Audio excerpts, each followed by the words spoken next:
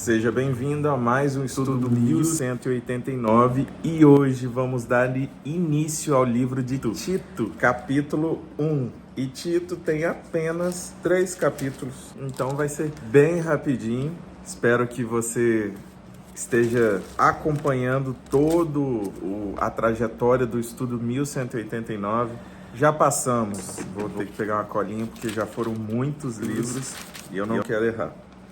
Mateus, Marcos, Lucas, João, Atos dos Apóstolos, Romanos, 1 Coríntios, 2 Coríntios, Gálatas, Efésios, Filipenses, Colossenses, 1 Tessalonicenses, 2 Tessalonicenses, 1 Timóteo, 2 Timóteo e agora em Tito. Então já foi 1, 2, 3, 4, 5, 6, 7, 8, 9, 10, 11, 12, 13, 14, 15, 16 dos 66 livros da Bíblia Sagrada. Então faltam apenas 50 livros aí dos 66 e dos 1189 capítulos, motivo do nome estudo 1189, faltam algumas centenas. Você pode acompanhar aqui em cima da thumb, tem o número desse capítulo. Então, dia 73, dia 63, dia 80, dia 90, dia 100, 120, 150. Então, você vai ter uma noção de quantos capítulos ainda faltam, olhando para essa informação que eu acabei de passar para você. Os temas do capítulo 1 são uma saudação introdutória e a tarefa de Tito em Creta. Então, só por esse tópico a gente sabe aonde Tito vai iniciar o ministério dele e a atuação dele, muito provavelmente guiado por Paulo. E a gente vai ver que é mais um filho na fé, assim como Timóteo tinha Tito também. Vamos orar. Pai, eu te agradeço por esse dia. Aqueles que estão iniciando o dia, eu te peço pelo dia deles, de cada um desses irmãos que estão agora aqui comigo.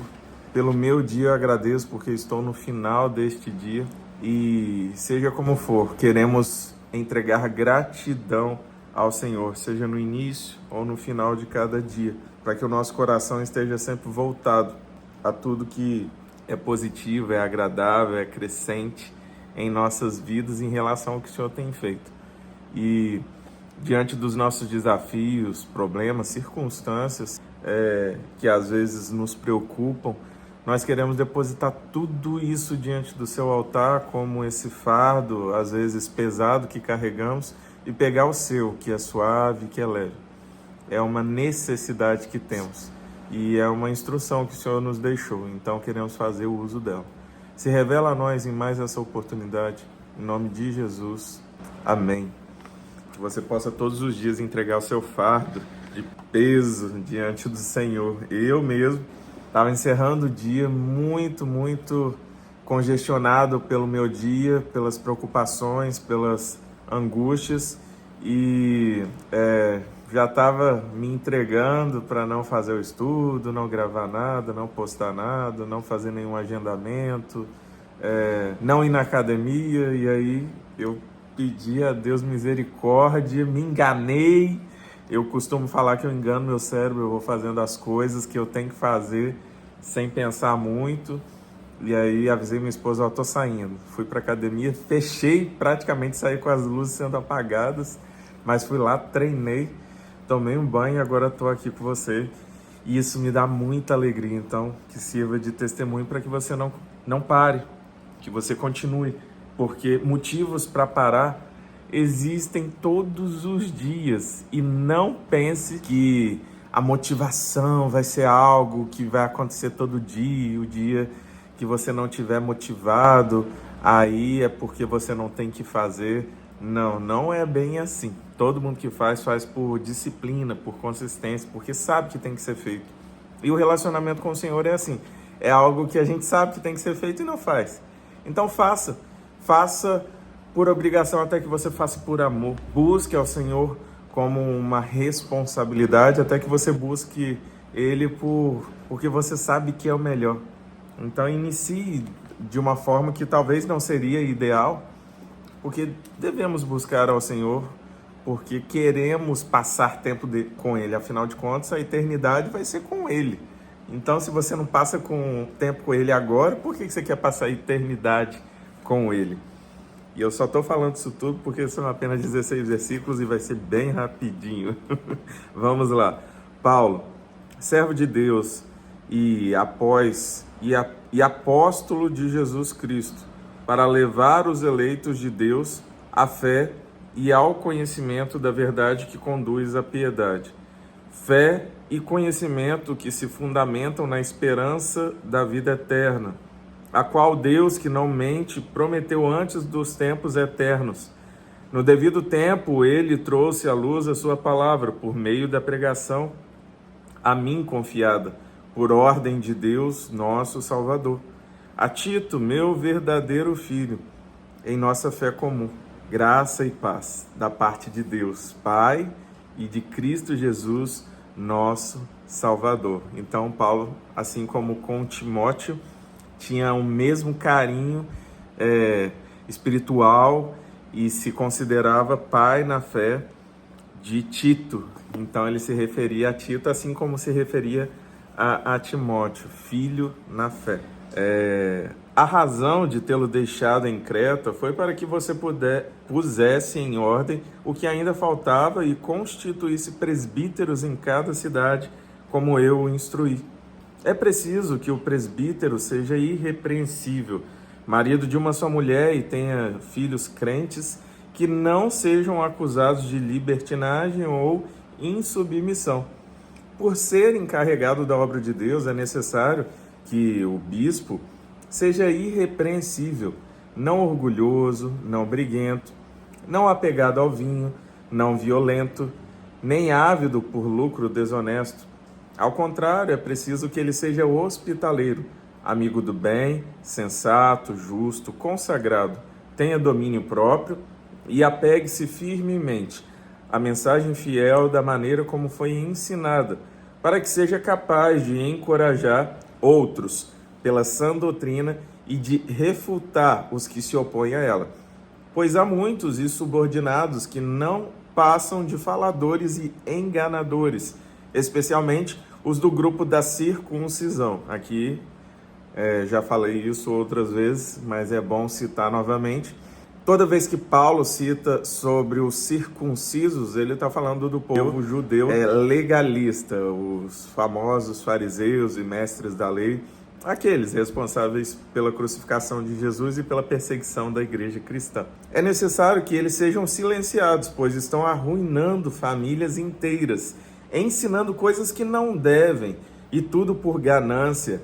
Um dos seus próprios profetas chegou a dizer: cretenses, sempre mentirosos, feras malignas, glutões preguiçosos. Tal testemunho é verdadeiro, portanto, repreenda-os severamente para que sejam sadios na fé e não deem atenção a lendas judaicas, nem a mandamentos de homens que rejeitam a verdade.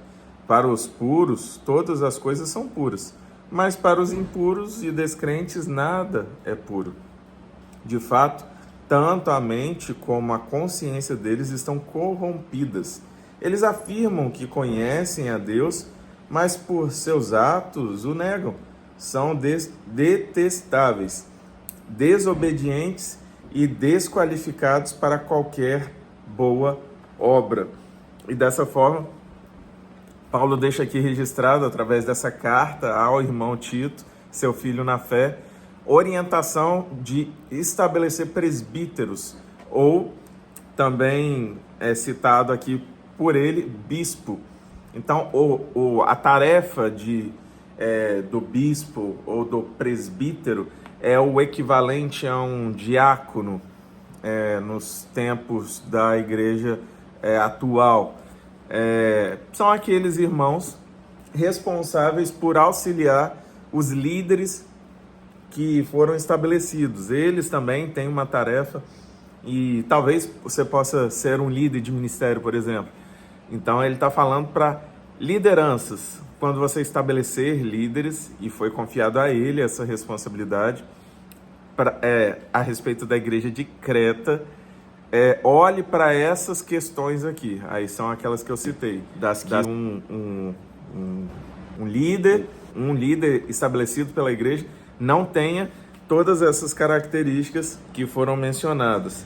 Eles devem ser irrepreensíveis, ou seja, não sejam acusados de libertinagem ou insubmissão a respeito dos filhos desse. Então, olha só, se olha toda a família, se olha toda a conduta familiar de um líder. Hoje, talvez, essa análise não esteja sendo tão colocada em prática em alguns ministérios, mas olha o cuidado que eles tinham de olhar como esse homem, esse sacerdote do seu lar, esse líder da sua casa, liderava seu lar, seus filhos, sua esposa, e qual era a conduta dessa criação, como que os filhos lidavam. Então, se tinha alguma característica ruim na conduta do líder ou da família, ele não era indicado para essa função.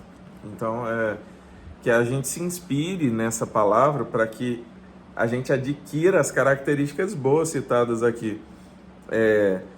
Hospitaleiro, amigo do bem, sensato, justo, consagrado, tenha domínio próprio e apegue-se firmemente à mensagem fiel de maneira como foi ensinada, para que seja capaz de encorajar outros pela sã doutrina e de refutar os que se opõem a ela. Ou seja, são características daqueles que querem liderar dentro da igreja. Mas são características de homens de Deus. Se você quer ser um homem ou uma mulher de Deus, adquira essas características, em especial o domínio próprio, que é algo muito necessário para que coloque todas as outras em prática, porque o domínio próprio nada mais é do que refrear os impulsos da sua carne e colocar em prática aquilo que você sabe que é correto, justo, agradável ao Senhor. E como em todas as outras vezes, essa orientação foi dada para os líderes que atuavam junto com Paulo no ministério, porque ele não estava sozinho, ele sempre tinha pessoas ao seu redor, e Tito foi um desses.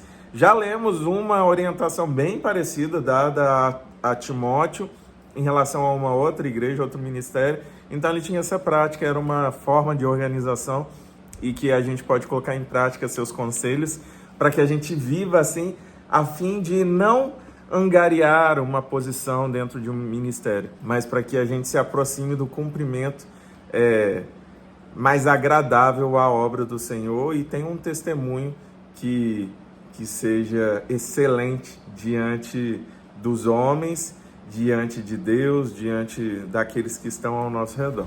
E o que eu desejo para você e para sua casa é que Deus te abençoe em nome de Jesus. Te vejo no próximo capítulo, e se você ainda não acompanhou os demais capítulos, volta lá no início, a gente levava um pouco mais de tempo, coloca no 2.0 e vê o estudo para acompanhar e participar de todos os 1189 capítulos da Palavra do Senhor. Até amanhã, meio-dia.